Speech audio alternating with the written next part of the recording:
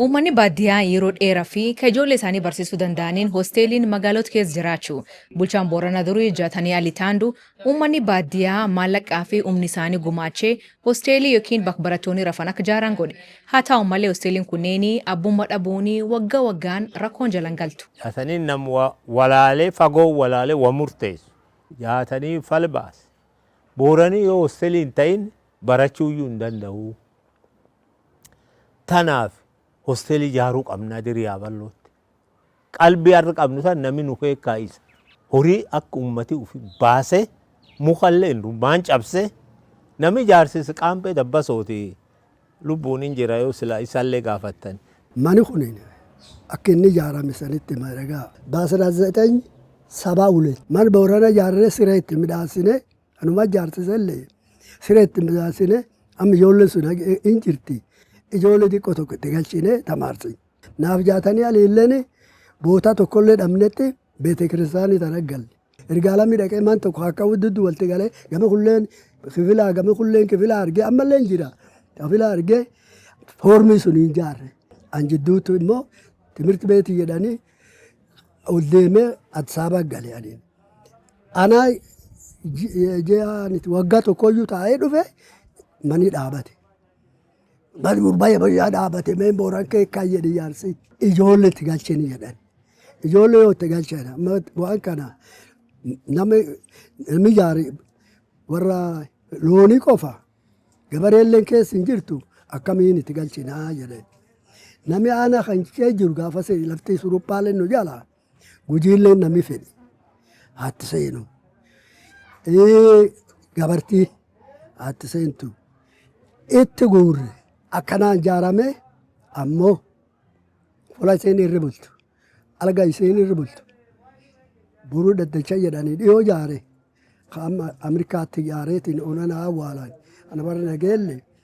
Eemma alga wal gubbaa ijaarre.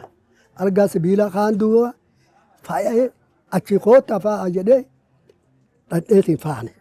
Ijoolleen irra bulti jammarte. Akka inni ijaarame jedhe kana. Sila amma adoonni harri jiraate wanni yoonoo fooqi akka inni dubbatutti akka inni yaadu. Hoosteeliin tun nama gosi cufa wal barsiifti namni cufin barataa namni keenya harmi jiru gabartii hin baran gujiin hin baran booranii hin baran. Tanaaf barumsi kun warra kana cufa walti qaba. Dhaddiimii wanni ijaaraniif tokko ta'an. Maan ijoolleen gujii cufti achi barachaa turte walti obboleeyyan isa nam tokko. Jedhee Jaatanii karaan inni gumii walti qabuuni karaa barnootaa walti qaban. Amma ijoolleen dhaddiimii irraa eebbifamtu muummeen qabta gujii tagabra. Akkanaan walti qaba. Hulleen nama fuula buluun qabne haa horsiise bulaa haa baadiyyaa dhufee amma gara buluun qabu hoosteelii barbaadu tokkollee na gosaan dhoowwan hin jiru. Eega namni guddaanuu haa fuula hin qabne itti yaa'uyyuu Booranuma. Tanaaf hoosteelii ijoollee Boorana jedhan malee namni abbaan dhufee carra dhoowwan hin jiru. Ijoolleen tun yoo as galtu kana maa nyaattee dhutti? Eenyutti isaan qallaba? Gaafiin guddoon taana. Jaldees Godaanaadhama. Maatuma horsiisee bulaati baadiyyaarraa dhufee as dhumnaa ammoo iddoo bultii dhibii hin qabnu. Barumsaaf kaasuu dhumnuutii malee bakka bultii magaala kan keessa hin qabanii. Iddoon ammoo barattooti yookaan maatiin horsiisee bulaa bal'inaan qabdu hoosteelii ta'an. Amma yoo xiqqeessu kutaa torbaagaa 12 hin jiran as keessa. Indoom kutaa 6 waggaa kan galchinee jira. Barattooti sadarkaa qophii hamiitu jiran kutaa 6 12 barattoota as keessa jiran hin jiranii barataan kun tokkollee bakka itti dubbisi hin qabu. Laabireerii hin qabnu man kitaaba hin qabnu. Haan ammoo fakkeenya mootummaan kan nu gargaaru bishaan dhugaatii nu gargaara. An fakkeenya hoosteeliin kun haaraaniti waggoota 70 gamdur ijaaramte hin dhiyaatu. Inni guddaan nu barbaan tokko laabireerii manni kitaaba nu ijaaramu qabaa yoo silaa argame haan ammoo algaan qabdu barattoota lafa galti namummaan firaashillee dhabe ten dhumsullee alga tokko irraa rafellee way blooka kana dhimphis ka bishaan dheet hamaan dheetu kan cufsila kitaabillee si dura rakkatu inni haan ammoo blookiin kun yadu yoo ala blookiin kun inni sadi speeshaalii blookiin sadi akka inni nu waaroonfan barbaan baay'inni barataa waggaan dabalaa dhufu kuma arginu waggaa onana ag waggaa kanaati gadi yookaan waggaa kan hin dabal bar dhufullee hin dabale inni abdan waan abdannuufi barataa asii cufarra manneen nurraa fee dhiiroti yaa nu fulaatti bulli hin qabnu waaroo as kee dhaabannaa nuun jettu barattooti yoo kilaas dhabdanillee lafin qabdani nuti as kee dhaaban fuula raasaa bulu fuula bineensa nyaatan fuula baranda bullaaf boonatan bira aliin bulu as bulla iddoo tan nuu kennaa barate jedhanii jiru. Maaliif ennaan hanqeen daree dabalataa waan qabnuufi daree dabalataallee hin barbaannaa jechuudha. Maqaan kee duraan dursee galma jaatanii jaarsodhani. Kuta sagalii haasee kuta 12 barata kuta 12 faates baradha. Hosteelii tana wanni an filadhee fi haalli hatamaa jireenyaa hatamaa kun beekamu jajjabaa. Maatii horsiisee bulaa mallee maatii fageenyi jirtu waan taateef hiraa adda addaa falachuu hin dandeenyu.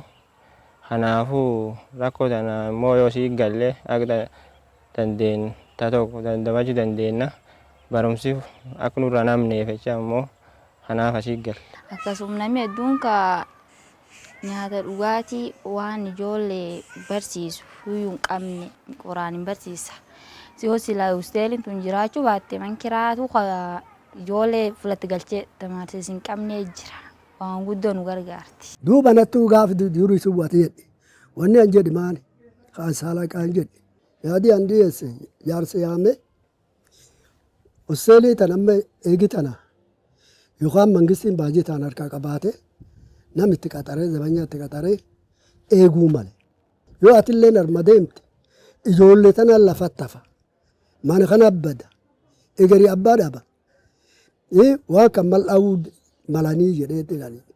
Dhugum baantaa jedhee duuba waan kanatu jirri noolii. Jaarsilleen jidduu qayyarame harma ka'ee. Amma akkuma hin baanu kaanii mootummaallee ilaalu kiyyi jedheetiin. Isuma ijoolleen teen taaraa tanatti man xiqqoo itti jajaaree bootaa sun itti dare malee. Mootummaa jaliin jirtu. Akkanumatti ijoollee wal bulchiti. Ijoollee yoo wal bulchiti akkuma isaan beektani xixiqqoon taan cufti jalatti in obbaati jalatti obbaati. Eegichaan dhabde abbaan dhabde. Yoo gara fuulduraallee tan kaleellee dhoranallee jedhe abbaatti tolchuu malan. Ani maqaan kiyya Malleechiloo Jeenaan jedhani. Hojii gaggeessaa olaanaa faawundeeshinii Jaatanii Aliiti. Faawundeeshiniin Jaatanii Alii hayoon isaa guddaan leegaasiiwwan kanaan dura shalaqa Jaatanii Aliifaan lafa bara bulchiinsi isaanii uummata horsiisee bulaa kanaaf jedhaniitiin hojjetan itti fufsiisuu eeguudha. Sun keessa hojiin guddaan faawundeeshinii kanaan hojjetamu keessumatti leegaasii sana itti fufsiisuudhaan wal qabatu hojii barnootaati. Ani akka fakkeenyaatti warra fayyadama carraa suniiti. Hoosteelii baadiyyaa fi magaalaa keessatti shalaqaan faan jaarsisanitti baradhe har'a sadarkaa PhD irra gaheetiin faawundeeshinii kanas gaggeessaa jira. Yeroo ammaa kana immoo bara dheeraa waan tajaajilaniif manneen sun dulloomanii jiranii balbalti isaanii caccabee woolsiin isaanii girgiddaan isaanii caccabee bubuqqa'ee rakkoon sireerra rafanii rakkoon firaashiirra bulanii rakkoon bishaan dhugaatii rakkoon ibsaa rakkoon fuula sagalee qopheeffatanii rakkoon sila fuula ijoolleen itti taphattu rakkoon laayibireerii wal qabatee meeshaalee barnootaatiin wal qabatee nyaataaf fayyaadhaan wal qabatee akkasuma immoo mooraaleen suniin abbaan qabdu bulchiinsi qabdu maaneejmentiin qabdu dallaalleen qabdu sekuuritii ijoolleetiif illee taatu. Kanaaf yoo yeroo gabaabaa keessatti hin suphin hawaasii wal bira dhaabbatee qaamota garaagaraallee waa'ee tolfannee yeroo gabaabaa keessatti hin suphin jireenyaa fi barnoota ijoollee irratti illee dhiibbaa uumuu bira dabartee kaayoo halee hoosteeliin kun dhaabbataniif illee gufachiisuu hambisuu danda'a waan ta'eef kanaaf faawundeeshinii Jaatanii Alii hoosteelota kan haaromsuuf sagantaa gumaata qopheesseetiin irratti hojjechaa jira. Jaatanii Alii waggaa 34 dabree adoolessa kakkanaa Naayiroobiitti jeefame. Ijjecha bulchaa jireenyi isaa guutuu uummata isaaf jiraatu jedham kanaa fi namni hagammaa yakkamaa ta'e yookiin himatamee hin jiru. Manni barumsaa inni ijaareleen akkuma badhabeen hafe.